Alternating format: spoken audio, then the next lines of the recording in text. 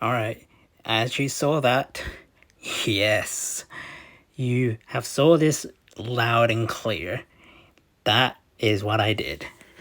I did the thing, and it's just powered up. And before we get into the summary, nope, it's not going to be with Urian to include.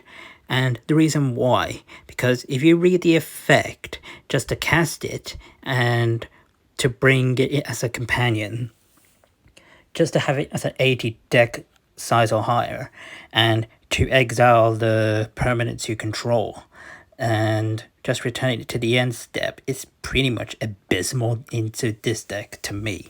Because I do not like it, and I do not like the idea either, as the opponent might counter some spells or destroy them. Okay, so without further ado, to get rid of some pot noodle bird spell in a way, let's just continue and summarize. And this is a pretty much of a long summary of this complicated deck I brewed, and it's an 80 size. It's got so many lands, and I'm gonna explain why. Because since you have so many land spells here, like Citrus Root, Cleansing Wildfire, and there's some other ones you can dig, like Invasion of Alara. Invasion of Alara is one of my favorite battle sieges out of all of the battles, because you can search up to cards with 4 mana or less. It actually has to have at least 2, and if you manage to dig up 2 with 4 mana or less, you can cast one for free and you can keep one in your hand.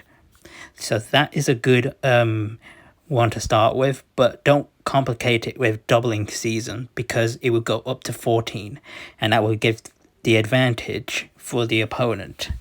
So you won't able to cast the Maelstrom with it.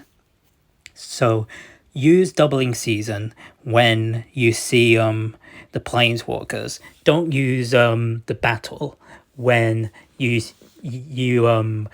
already have doubling season in play. So Invasion of Alara is one of my favorite battles, and don't use doubling season with it. Keep doubling season in the field for Planeswalkers only, and that way you can discard that. And the one I'm gonna give the 2 law powers is Urza and Bolas, and the secondary one is Roll. Angrath, Chandra, Vrashka, Bolas God Pharaoh, whoops, not Shmil, and Ugin are my territory planeswalkers, which can actually help just to damage opponent, fend them off so you don't die. So the main key is you don't die. And Vrashka as well, in case you wanted to do some pirate tokens, you got Farewell. And Farewell is the main key I added to this deck, so it doesn't affect Planeswalkers whatsoever. So that's the biggest advantage to this deck. And I added Roll for the non-spells, so you can damage opponent, or you can damage their Planeswalkers, blah blah blah. And the main key to get is Giora. And Giora, the captain, whenever you cast a historic spell like artifacts, enchantments, or legendaries, you can draw a card, because that's the main key to this deck. Because you gotta draw a card, or else you're pretty much led to an obsolete path to losing. And there is actually a way you will lose, which is pretty much aggro decks, and same with control. But if you manage to outsmart control, then that's actually good. But not all control can actually beat this deck. But mainly aggro decks can actually beat this deck. And I want to talk about, before we start the game in about 2 minutes, I'm just going to start with the lands, like the World Tree. And before I start the World Tree, I am going to brew it with the god tribal, since there's so many gods with Ixalan, and man, I am loving Ixalan, adding so many god cards. And I will attempt, this is my 5th time I'm doing a god tribal, and I am actually doing this for one reason only, the ultimate. But this one here is the one I'm going to talk about, the indestructible cascading cataracts. It's the only non-artifact indestructible land, and you can add like 5 colors of any, whatever you want. So we got some farewells just to protect yourself, and we got realm cloak giants, as people do not have pretty much conceptions of giant creatures. It's pretty much of a rare chance that people play giants, like is it giants, Gruul giants, mono red giants, blue giants, just green giants, whatever. But realm cloak giant, it's just impressive. Whenever you cast that thing, it's sayonara to opponents, creatures, and tokens, blah blah blah. But the only downside to it is whenever they have indestructible, okay, so you have 1 Shemil of the Inner Sun, and your spells can't be countered, and at the beginning and the end of your turn, you can discover 5. Like, you have so many inventory of 5 mana or less that you can actually dig just to cast them, but not the ones by 6 or higher. So by those 5 here, the majority of those cards, that is the big Inner Sun here, and you can cast them whenever you want to. Even those Planeswalkers, Doubling Season, Giara, Urza, Bolas, Rawl, and unfortunately you can't get Frashka or Bolas at God Pharaoh and Chandra Awakening Inferno, but it's still worth having the card.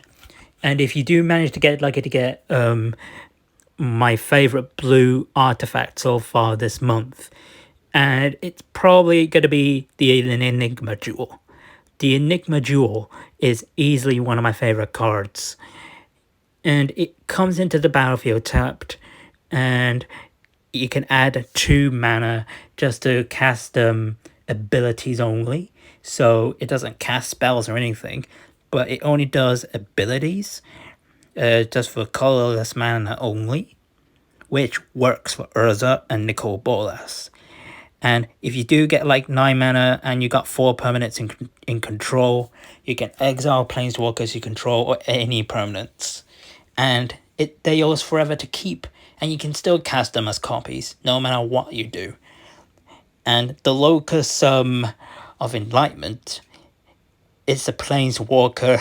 It's a Planeswalker legendary Soul Ring. Like, whenever you do one when Planeswalker ability, you can copy it again and again and again for 1 Planeswalker permanent that you exile this way. Just only for your turn only. Okay, so this is our first game. So I'm already on a play, so this is not very good for me, because this deck has a weakness as well. Like I said, aggro. If it's an aggro deck, we lose. And if we're on a play, it's a gamble, because this one is better on draw, because if you use this deck as play, you're gonna have to take a lot of precautions if you are wanting to get Cleansing Fire, because Cleansing Fire is not that easy to get, or just foretelling the Dual Strike, and you gotta be more conservative, or just get lucky. Okay, so I am gonna have to skip this turn here because we don't have a black land, and we need Cleansing Fire. Oh, it's the dwarves. Yeah, we're gonna have to scoop this one. Yep, so opponent wins. It's this one. We're not gonna carry on this one. It's the dwarfs. It's a soft aggro passive of gobbles. Yeah, Goblin decks. Yeah, so dwarfs is like a passive aggro side to mono red goblins. So yeah, he's a dwarf. he's a Dwarf Boros equipment deck. I already know what this one does, so I pretty much know this one is definitely not going to be my match. So I just decided to scoop this one quickly. Okay, so we got a good hand, and we're on a play yet again. So this one is definitely a risky hand, since we have basic clans, unfortunately, because we need an indestructible land, at least one of them, so we can play Cleansing Wildfire. And we're not going to destroy the opponent's land. So this one is a pretty risky keep, in my opinion. Okay, so we'll play these basic clans first, and then we'll get Urza in play. Okay, so opponent's playing a black. Alright, so let's see what opponent has.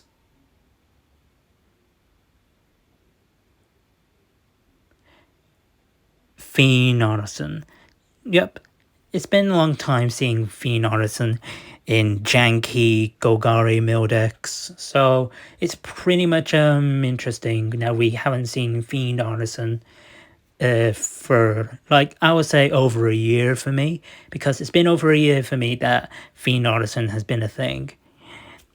So it's pretty much of an interesting one, actually. So if he's actually looking for a green mana, I think that must be the only one that he needs. Okay, so he has to discard a card.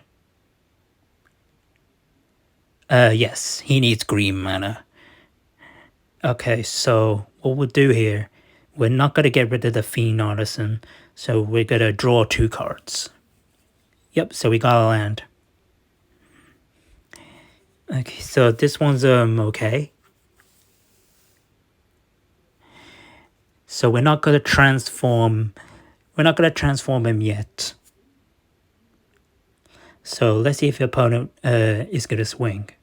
No, he's not, because I'm more happy to take damage. So he's got to discard again. And it's Soul Tie. Okay. So he's Soul Tie. So that's interesting. So he's actually a Soul Tie. It's probably a mill. He's probably a Soul Tie mill. Just to get possibly Emrakul. I seen that in Golgari though, because in Golgari mill, you gotta keep at least 3 Emrakuls in your hand if you want this to work. And the easiest way to work with Emrakul, if you want in colors, you just gotta have to mill the types of permanent you've milled this way. And I think the maximum is 8 or 7. But I might have to check on the index on the library deck options, because I think there is only up to 7 or 8 permanent types, and the lowest cheap cost of casting Emrakul from the mill of Golgari or Sultai mill, which I pretty much know what the opponent is doing. But I think it's I pretty much don't think opponent's got an island.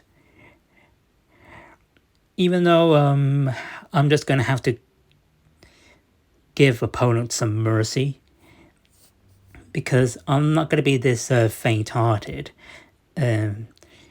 So I'm just gonna be fair for him. So I'm gonna vouch for him to cast the Fiend Artisan again, just to discard his stuff here.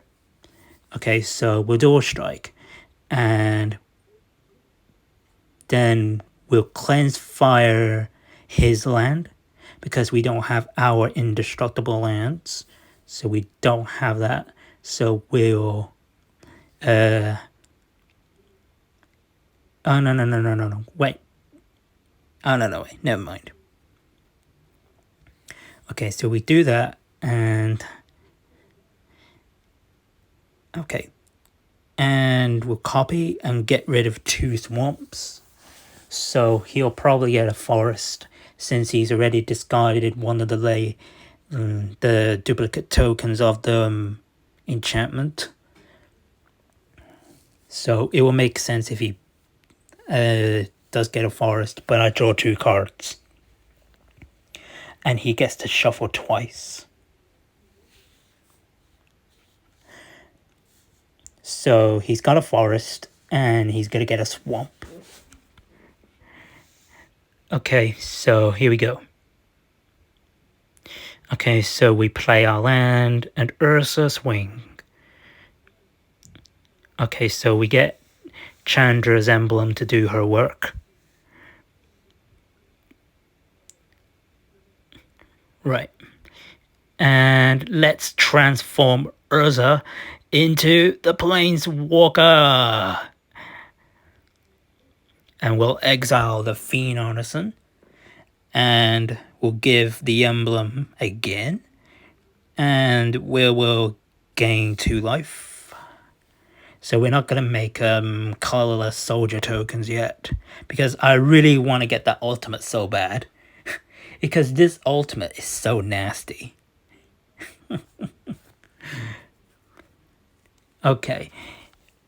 So we are going to wait and see what the opponent does.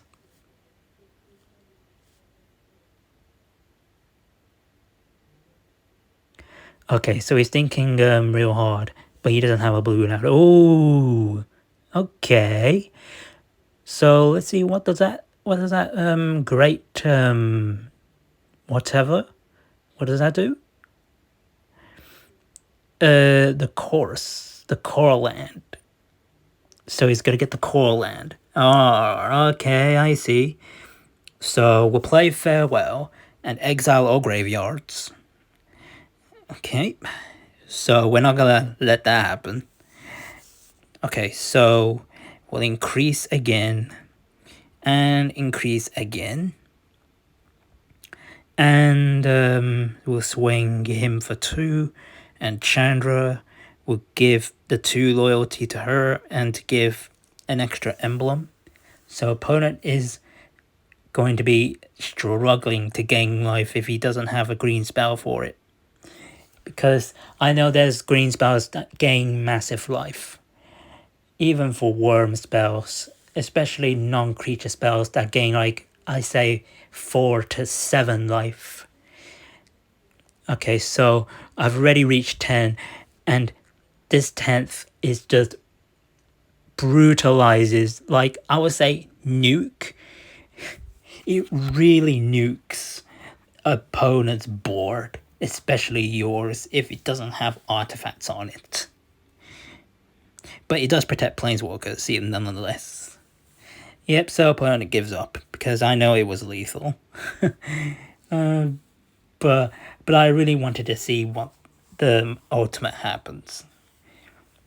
So yeah, that one was pretty much of a one-sided game, because opponent was mana screwed as much as I was screwed earlier on. I gave opponent a chance so he can dig some mana on his own, but he didn't get that lucky either again. So it was pretty much of a one-sided game, so bah. Okay, so while this game was actually kind of unexpected, even though we didn't get much good permanence to begin with, just having Chandra and Urza, but the mending, that one was just brilliant. It's something that no one has ever really did, really, because the mending with that artifact of the Power Stones and Urza himself makes him into a 2-triggered Planeswalker. It is easily one of the most powerful mending out of anything I've ever seen in my life. Alright, so what we have is a draw. So, yep, we got a draw.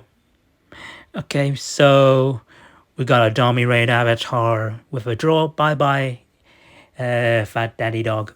Bye-bye. So, woof woof. Scurry away. Woof woof. Okay, so we'll moving on to the next opponent, I suppose. So that one, the client of Wizards, just wanting to waste our time because I'd rather play a game than just having a draw, you know? Humbug. Okay. Hopefully we don't get a draw on this one. Okay, so we have is. Okay, demonic. Okay, so we're going first again. Okay, so we'll keep this. So praying we can actually get a land or cleansing fire. So if we do get a spare land, that's fine, because I'm not worried about destroying a land in the 4th turn play. Since I don't really like to do early plays, because in early play you can actually get early risked. So I don't really like playing 1 to 2 manas on creatures, as some of them can be early threats, some of them can be just passive threats on the other side. Alright, so my opponent is taking a bit long just to decide to keep or mulligan. So, or maybe, yep, he's just mulliganed, so he was just thinking a bit. Okay, so he kept so he mulliganed once. Alt. Okay.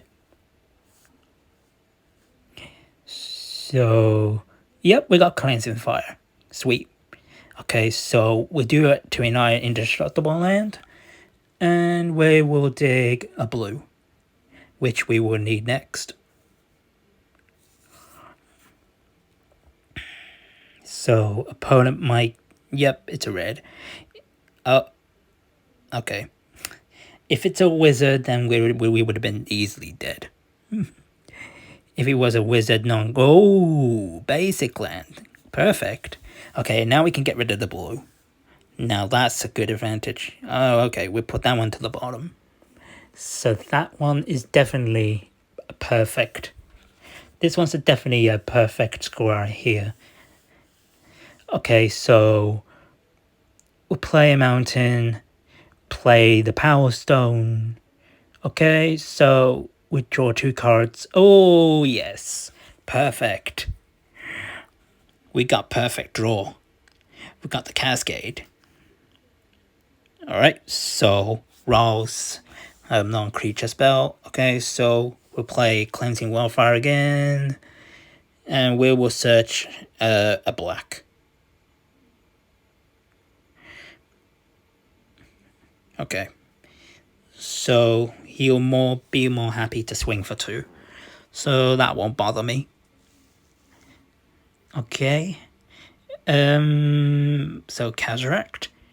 We're not going to play Ugin or Bolas yet, because we need to destroy his land. So we're not going to risk our big things yet.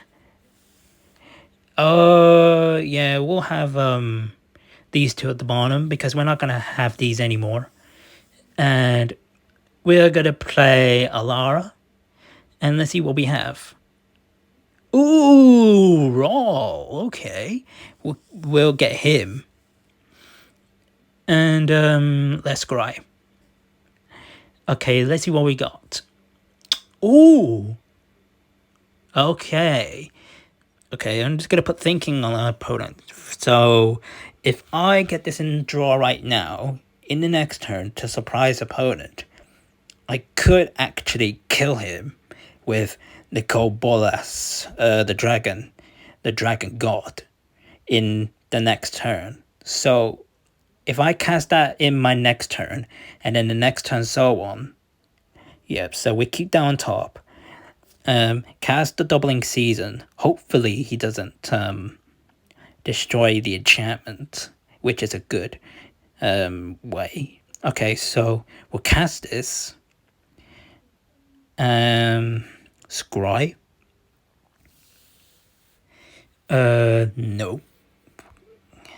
Okay, so we will indestructible land. We do this. So we'll damage opponents. And we'll take any blah blah blah land, blah blah blah.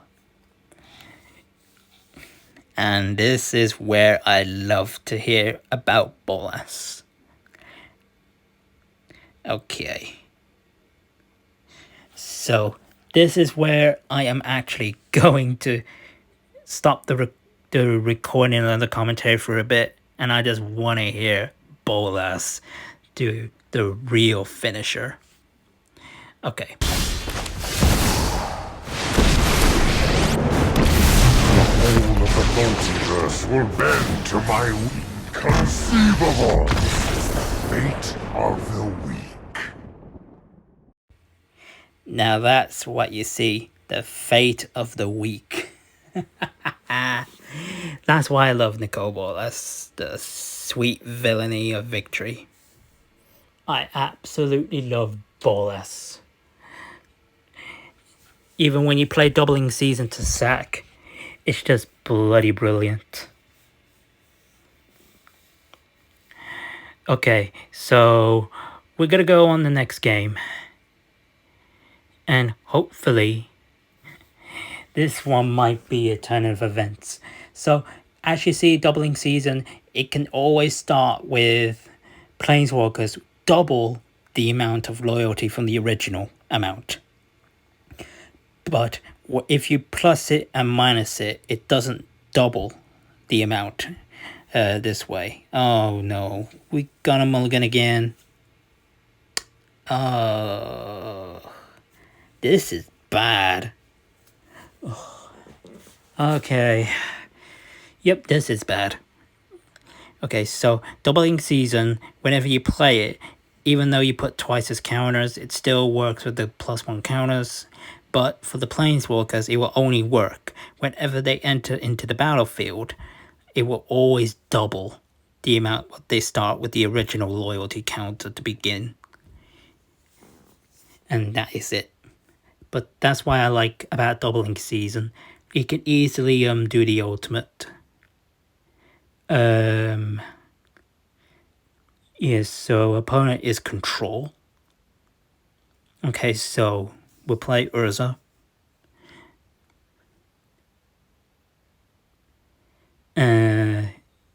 Yep, so he's gonna tap it.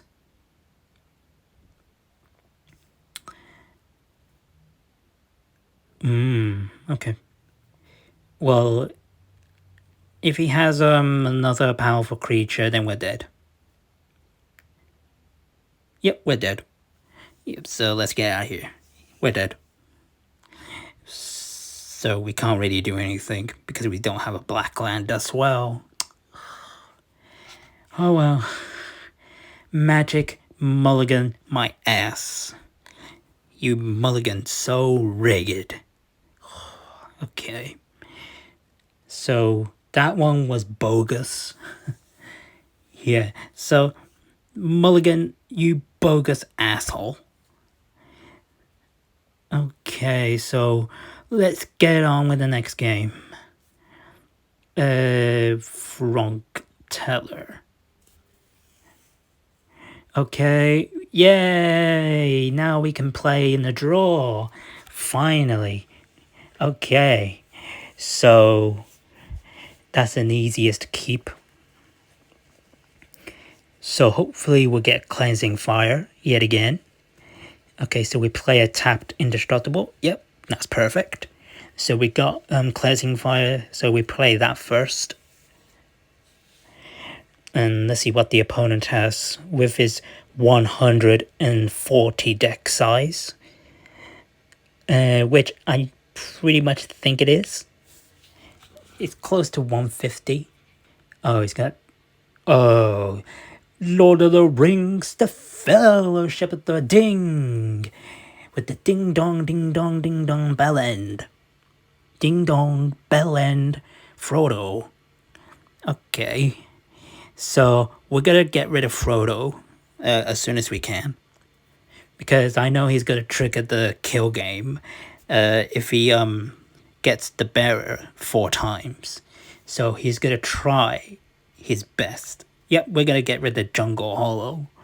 So we are going to play this, get rid of Jungle Hollow, and let's see what we got.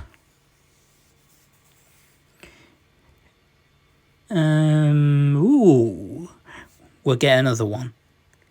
So Giora, sorry, you're going to the bottom, I'm afraid. So Giora's not going to be useful for now. And opponent's got a core cleric, which is the life gay life gay. Okay, so we tap the well tree.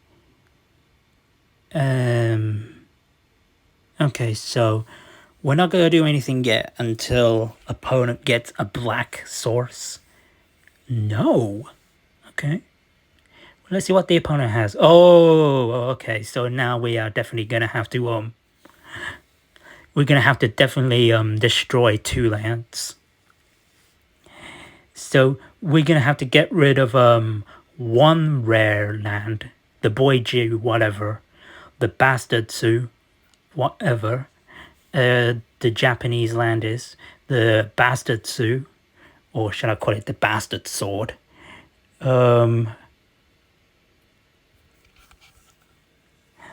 Okay, so the auto tap is pretty much retarded at the moment, so I don't know why it's doing this shit. Okay, so we do 1 red, we do 1 red, and then we do 1 red, and then we'll do 1 red on the blue. Okay, so that we'll get rid of the Bastard Swordsu. And we get rid of the forest as well. No, wait, actually, we'll keep that on top. And I don't mind about the land as well, so we'll keep that on top. Okay, so what land is he going to keep? Jungle Hollow. Okay. So he's not going to keep the Boijutsu. Well, he doesn't have any ring bearing yet. Okay, so we'll tap the indestructible land. And here we go. Giora. Yep, perfect. We'll go get her. Just for defense. Okay, so if opponent taps now, then we'll definitely nuke his board. Yep, we'll nuke his board. Okay, so there we go.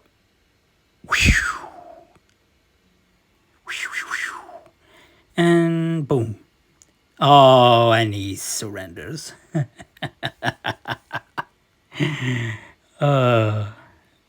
I love it when you make a big, fat, chubby deck size and you screw your damn self up. Even if you try to make at least 80 deck to 60, whatever or more, at least that's optimistic, but if you can jank it up, that's fine. But if you make over 100 and you just make it up the end to 250, Torian. If you make it up to 100 plus to 250, you're making it hard for yourself to win games, or you're going to be less interesting to be played against in Historic and Explorer. And unfortunately, you didn't get to see Blue Jewel, Thrashka, the Realm Cloak Giant, the Nicole Bull, Asgard Pharaoh, and yeah, the citrus root as well. So yeah, unfortunately those cards weren't played, but this is the deck, which is the Planeswalker, kind of like tribal, but it's more of a legendary tribal. So yeah, this one is pretty much weak against control and aggro decks, but is actually pretty good nonetheless. Take care.